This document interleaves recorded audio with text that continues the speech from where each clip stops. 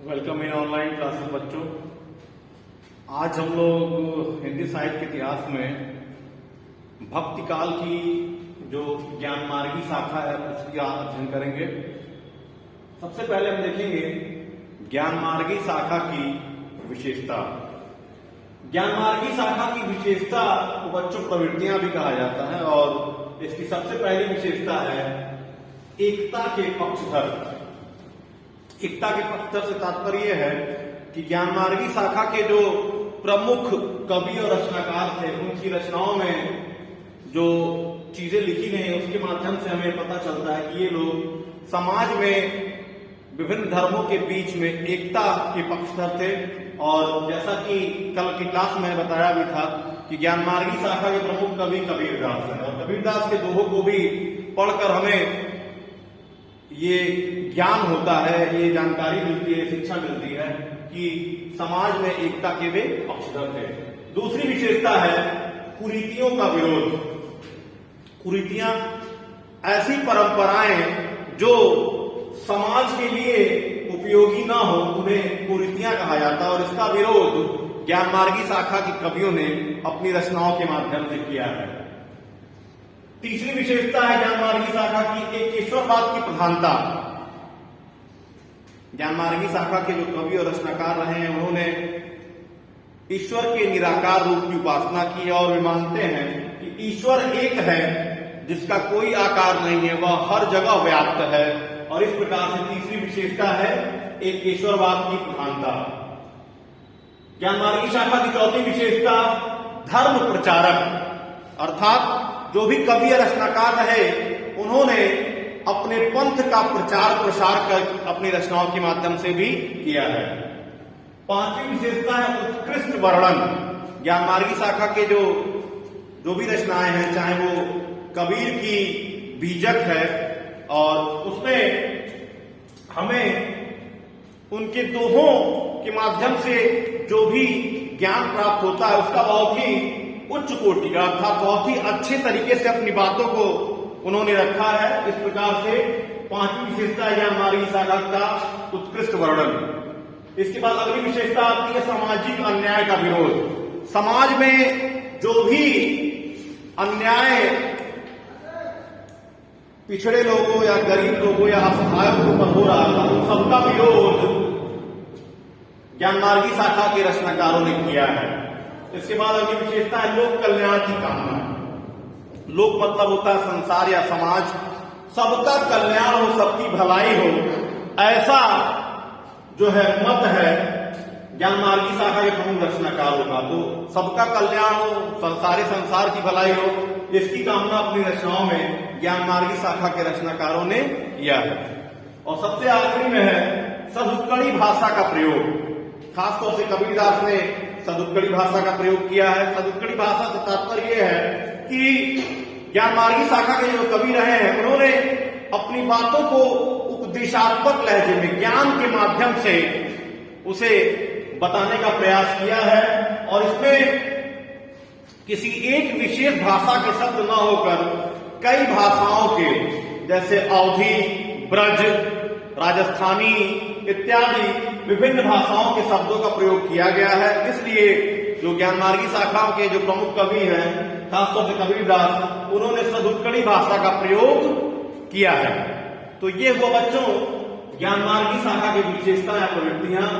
पहली विशेषता है एकता के पक्षधर, दूसरी विशेषता है ज्ञानमार्गी शाखा की कुरीतियों का विरोध, तीसरी विशेषता है एकेश्वरवाद की प्रधानता, चौथी विशेषता है धर्म प्रचारक, पांचवी विशेषता है ज्ञानमार्गी शाखा की उत्कृष्ट वर्णन, छठवीं विशेषता है सामाजिक अन्याय का विरोध, सातवीं विशेषता है लोक कल्याण की कामना और आठवीं विशेषता है सदुत्कड़ी भाषा का प्रयोग। अब आइए देखते हैं ज्ञानमार्गी शाखा के प्रमुख कवि कौन कौन से हैं और उनकी रचनाओं को। बच्चों ज्ञानमार्गी शाखा के प्रमुख कवि और रचनाएं इस प्रकार से हैं। प्रमुख कवि हैं ज्ञानमार्गी शाखा के कबीरदास, ये मैंने कल की क्लास में बता दिया था। दूसरे प्रमुख कवि हैं संत रैदास, तीसरे हैं गुरु नानक देव, चौथे प्रमुख कवि हैं दादू दयाल, पांचवें में है सुंदरदास, उसके बाद है मलुकदास, चरणदास, नामदेव और अर्जुन देव।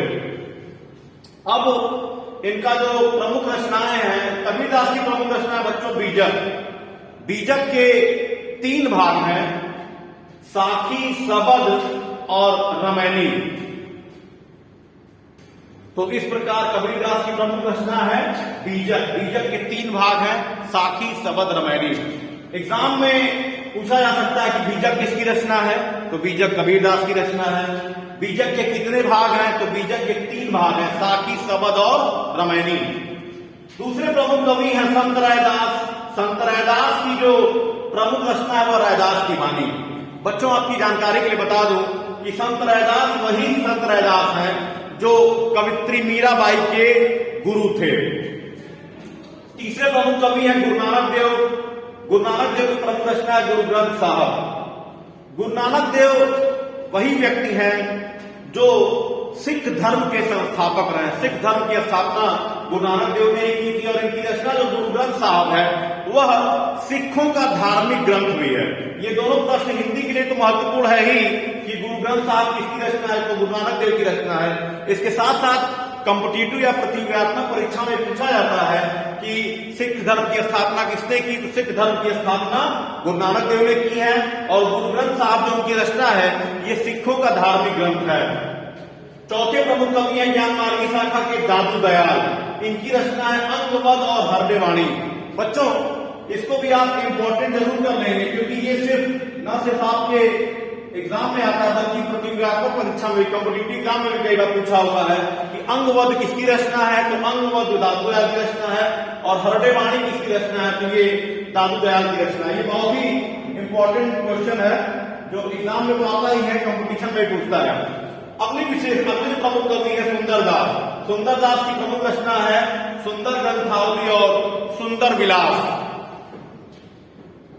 मलुकदास अगले कवि, इनकी रचना है ज्ञान बोध और 12 खड़ी। जबकि चरणदास की प्रमुख रचना है भक्ति सागर। नामदेव इनकी प्रमुख रचना है नामदेव के पद और अर्जुन देव इनकी प्रमुख रचना है सुखमणि। तो इस प्रकार से हम देखते हैं ये हुए ज्ञान मार्गी शाखा के प्रमुख कवि और रचनाएं। परीक्षा में इससे 2 तरह के सवाल बनते हैं। या तो आपसे ये भी पूछा जा सकता है कि ज्ञान मार्गी शाखा के प्रमुख कवियों का नाम बताइए, तो उसमें आप इन नामों का उल्लेख करेंगे जैसा कि मैंने बताया कबीरदास, संत रैदास, गुरु नानक देव, दादू दयाल, सुंदरदास, मलुकदास, चरणदास, नामदेव और अर्जुन देव। और दूसरा प्रश्न जो बनता है पूछ देगा कि बीजक किसकी रचना है, तो कबीरदास की रचना है। या फिर यह भी पूछा जा सकता है कि कबीरदास की किसी एक रचना का नाम बताइए, तो कबीरदास की प्रमुख रचना बीजक है। इसी तरीके से अन्य जो मैंने कवि और रचनाएं बताई ये हुए ज्ञान मार्गी शाखा के प्रमुख कवि और उनकी रचनाएं। तो बच्चों आज की क्लास में हमने ज्ञान मार्गी शाखा के विशेषताओं को देखा, उसकी प्रवृत्तियों को देखा, इसके साथ साथ देखा कि ज्ञान मार्गी शाखा के प्रमुख कवि और उनकी रचनाएं कौन कौन सी हैं। अब अगली क्लास में हम लोग पढ़ेंगे प्रेम मार्गी शाखा और उसके बाद से देखेंगे प्रेम मार्गी शाखा के प्रमुख कवि और उनकी रचनाएं। Thank you class.